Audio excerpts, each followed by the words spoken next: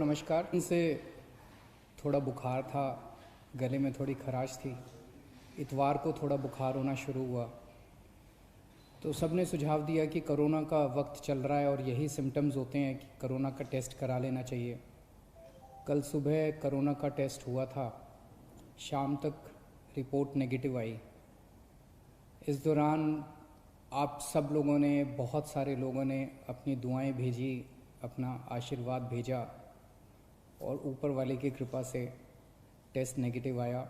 आप सब लोगों का बहुत बहुत तहे दिल से शुक्रिया जिन्होंने अपने शुभकामना संदेश भेजे। मैं अपने घर में ही एक कमरे में अपने आप को बंद किए हुए पिछले 2 दिन से देख रहा था। मेरा शरीर तो यहाँ था लेकिन मेरा मन इसी में था कि दिल्ली में किस तरह से और क्या क्या किया जा सकता है कोरोना को कम करने के लिए, लोगों को इलाज कराने के लिए। आज दिल्ली की जो पोजीशन है,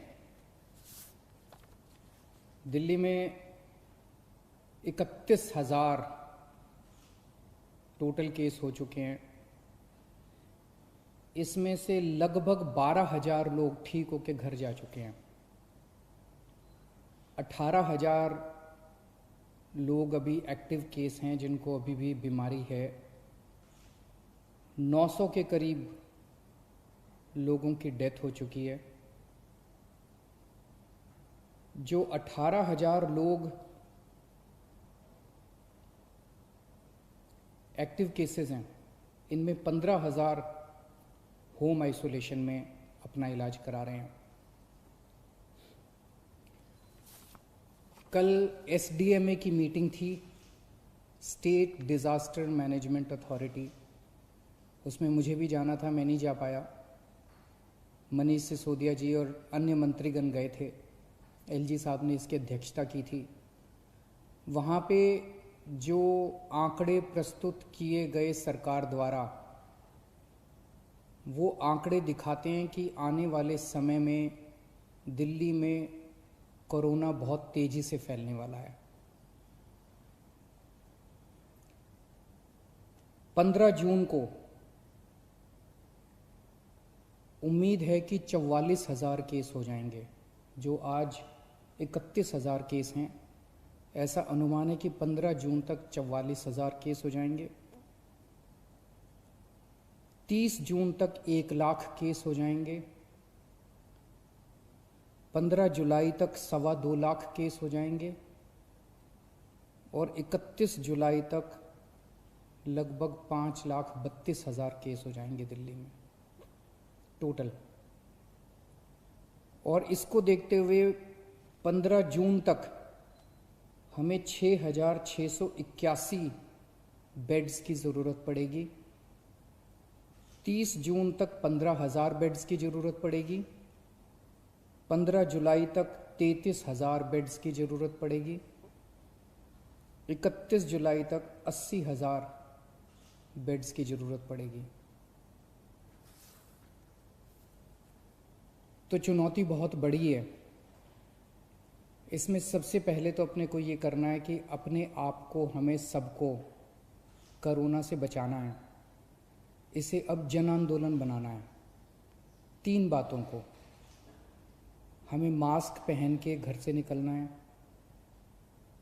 हमें बार बार हाथ धोने हैं, सैनिटाइज करने हैं और सोशल डिस्टेंसिंग करनी है।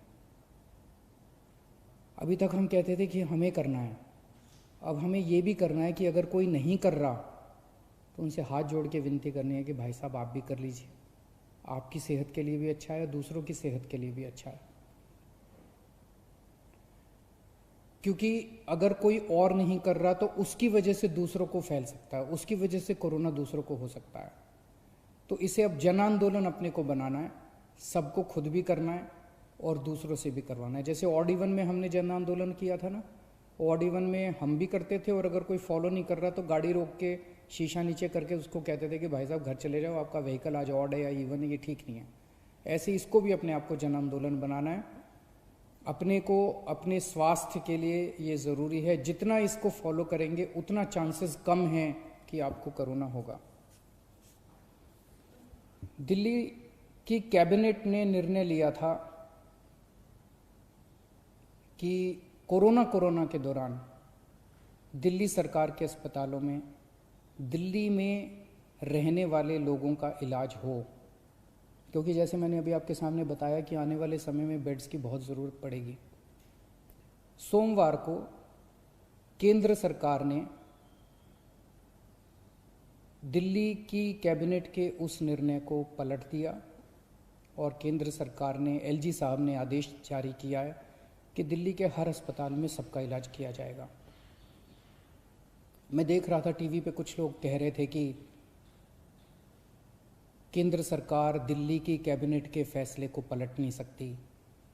एलजी साहब के पास दिल्ली के फैसले को, दिल्ली में चुनी हुई सरकार है, अभी कुछ महीने पहले चुनाव हुए थे जिसमें 62 सीट आई थी। दिल्ली की चुनी हुई सरकार के कैबिनेट के निर्णय को एलजी साहब या केंद्र सरकार पलट नहीं सकते। कुछ लोग ऐसा कह रहे थे।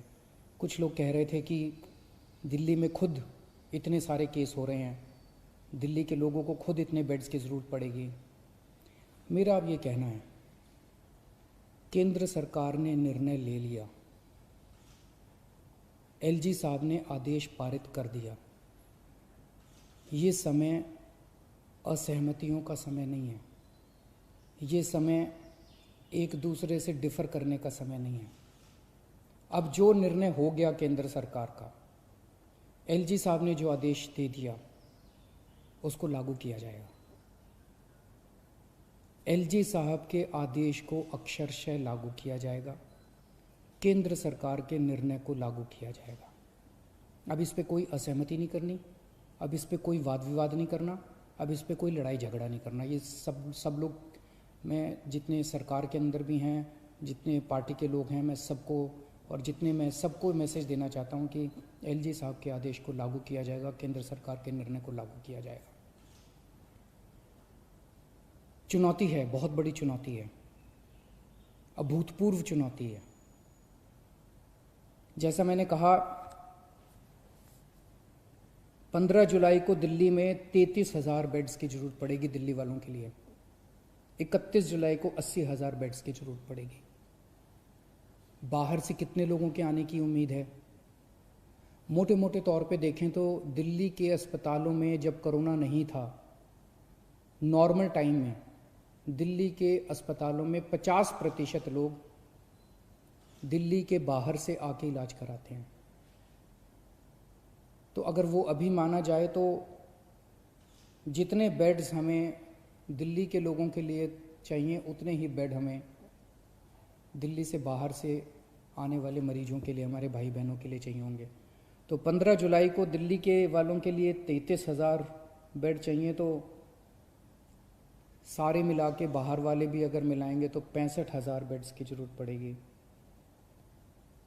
और 31 जुलाई को 80,000 बेड अगर दिल्ली वालों के लिए चाहिए तो लगभग 1.5 लाख टोटल बेड्स की ज़रूरत पड़ेगी। बहुत ज़्यादा बड़ी चुनौती है, आसान काम नहीं है। लेकिन इतना मैं कह सकता हूँ कि हम पूरी कोशिश करेंगे, तन मन धन जो बन सकेगा। ये हमारी जिम्मेदारी भी है और ये सेवा का काम है। मैं खुद निकलूँगा, कल से परसों से मैं खुद ज़मीन पे उतरूँगा। मैं खुद जाके स्टेडियम्स को, बैंक्वेट हॉल्स को, होटल्स को तैयार करवाएंगे। हम लोग जितना ज़्यादा से ज़्यादा हो सकेगा हम कोशिश करेंगे। मैं बस इतना कह सकता हूँ कि हमारी कोशिशों के अंदर ईमानदार कोशिश होगी और पूरी कोशिश होगी, कोई कमी नहीं होगी। लेकिन ये विपदा इतनी बड़ी है, ये मुसीबत इतनी बड़ी है, मानव जाति के इतिहास में शायद इतनी बड़ी विपदा कभी नहीं आई। हमारे काम में 100 कमियां रह सकती हैं, लेकिन हमारी नीयत में और हमारी कोशिश में आपको कमी नज़र नहीं आएगी। मैं पड़ोसी राज्यों से भी, वहाँ की सरकारों से भी निवेदन करता हूँ, अपील करता हूँ कि वहाँ समुचित व्यवस्था करें अपने अपने बेड्स के लिए और मरीजों के लिए। कर भी रहे होंगे, मैं किसी को दोष नहीं निकालना चाहता, कर भी रहे होंगे ताकि कम से कम लोगों को दिल्ली आने की ज़रूरत पड़े। इस दौरान मैं देख रहा था कि मीडिया वाले बहुत अच्छा काम कर रहे हैं। मैं मीडिया को सैल्यूट करना चाहता हूँ, मैं मीडिया को साधुवाद धन्यवाद देना चाहता हूँ। आपने हमारी जो जो कमियां रह जाती हैं, आप रोज़ हमारी कमियां बताते हैं और वो कमियां हमें सीखने का एक मौका देती हैं। आपने हमारे ऐप में इतनी सारी कमियां बताई, उन कमियों को पिछले एक हफ्ते के अंदर हमने काफ़ी दूर किया है। अभी भी कुछ कमियां हो सकती हैं, आप प्लीज़ हमें ज़रूर बताइएगा। काफ़ी कमियों को ऐप में दूर किया, लेकिन अभी भी जो कमियां हो हमें ज़रूर बताइएगा। मैं देखता हूं कि लगभग हर चैनल पे कुछ पेशेंट्स को या पेशेंट्स के रिश्तेदारों को, दोस्तों को, वो किस तरह से बताते हैं कि कई अस्पतालों में गए, मैं पहले इस अस्पताल में गया, मैं इस अस्पताल में गया, मैं इस अस्पताल में गया, मुझे इलाज नहीं मिला, मुझे बेड नहीं मिला। मैं सोच रहा था कि टोटल कितने 10, 12, 15 चैनल होंगे। उन 15 चैनलों पे 15 या 20 केसेस बताए जा रहे होंगे, लेकिन ऐसे लोगों की संख्या जिनको तकलीफ हो रही है, जिनको बेड नहीं मिल रहे, उससे कहीं ज़्यादा है। केवल 15-20 लोग नहीं हैं जो टीवी पे आए। लेकिन मैं आपकी जानकारी के लिए बता दूं, पिछले एक हफ्ते में एग्जैक्टली 8 दिन में दिल्ली के अस्पतालों में 1900 लोगों का एडमिशन हुआ, 1900 लोगों को बेड मिले हैं दिल्ली के अस्पतालों में। और आज 4200 बेड अभी खाली हैं। लेकिन ये 4200 बेड मोस्टली सरकारी अस्पतालों में खाली हैं, प्राइवेट के मोस्टली भर गए हैं। उसका भी इंतजाम कर रहे हैं, कोशिश कर रहे हैं। लेकिन पिछले 8 दिनों में 1900 लोगों को बेड मिले। लेकिन एक तरफ जहां 1900 लोगों को बेड मिले, वहीं कम से कम 150-200 लोगों को बेड के लिए धक्के भी खाने पड़े। तो जब टीवी चैनलों के ऊपर एक एक केस बताया जाता है, मेरी टीम एक एक केस पे गौर करती है और हम उससे सीखने की कोशिश करते हैं। एक तरफ हम कोशिश करते हैं कि उस व्यक्ति को हम उसकी विपदा दूर कर सकें, और दूसरी तरफ उसे तकलीफ क्यों हुई, हमारे सिस्टम में कहाँ कमी थी, उस कमी को सीख के उस सिस्टम की कमी को हम दूर करने की कोशिश करते हैं, ताकि आने वाले और किसी को तकलीफ ना हो। लेकिन फिर भी हम परफेक्ट नहीं हैं, सब कुछ ठीक नहीं है, अभी बहुत सारी कमियां हैं हमारे सिस्टम में, और सब कुछ लेकिन खराब भी नहीं है। काफ़ी कुछ काम हुआ भी है, हमारे डॉक्टर्स लगे हुए हैं, हमारे नर्सेस लगे हुए हैं, सरकारी ऑफिसर्स लगे हुए हैं, पुलिस वाले लगे हुए हैं, सब लोग बहुत काम कर रहे हैं। लेकिन अभी भी बहुत सारी चीज़ें ठीक करनी है। मेरी मीडिया के साथियों से निवेदन है कि इसी तरह से आप हमें अपने चैनल पे तो दिखाते ही हैं, लेकिन अगर चैनल के अलावा भी कहीं कोई आप कोई स्टोरी ना दिखा पाएँ, कहीं कोई कमी नज़र आए, तो फ़ोन कर देना, उसको हम ठीक कराने की कोशिश करेंगे। और सबसे ज़रूरी बात, ये समय आपस में लड़ने का नहीं है, ये समय राजनीति का नहीं है। मैं देखता हूँ आपस में ये पार्टियां सारी लड़ रही हैं। बीजेपी वाले आम आदमी पार्टी से लड़ रहे हैं, आम आदमी पार्टी वाले कांग्रेस से लड़ रहे हैं, कांग्रेस वाले बीजेपी से लड़ रहे हैं, वो उससे लड़ रहा है, वो उससे लड़ रहा है। अगर हम सारे आपस में लड़ते रहे तो कोरोना जीत जाएगा। और जो एक आम आदमी बैठ के टीवी चैनल देखता है, वो सोचता है यार ये क्या पार्टियां हैं, आपस में लड़ रही हैं, मेरी किसी को परवाह नहीं है। हमें आपस में नहीं लड़ना, हमें इस टाइम एकजुट होना है, हमें एक देश बनना है। जब तक सारे मिलके नहीं लड़ेंगे, बीजेपी, कांग्रेस, आम आदमी पार्टी, ये पार्टी, वो पार्टी, डॉक्टर्स, नर्सेज, पुलिस, सारी संस्थाएं, समाजसेवी संस्थाएं, धार्मिक संस्थाएं, जब तक सारा देश मिलके एक साथ नहीं लड़ेगा, तब तक हम कोरोना को नहीं जिता पाएंगे। आप सोच भी नहीं सकते कितनी बड़ी विपदा है ये। आपस में नहीं लड़ना, सारी सरकारों को मिलके, सारी संस्थाओं को मिलके, सारी पार्टियों को मिलके हमें एकजुट होके कोरोना को हराना है। अगर हम आपस में लड़े, कोरोना जीत जाएगा, और अगर हम एकजुट हो गए, हम कोरोना को हरा लेंगे। शुक्रिया।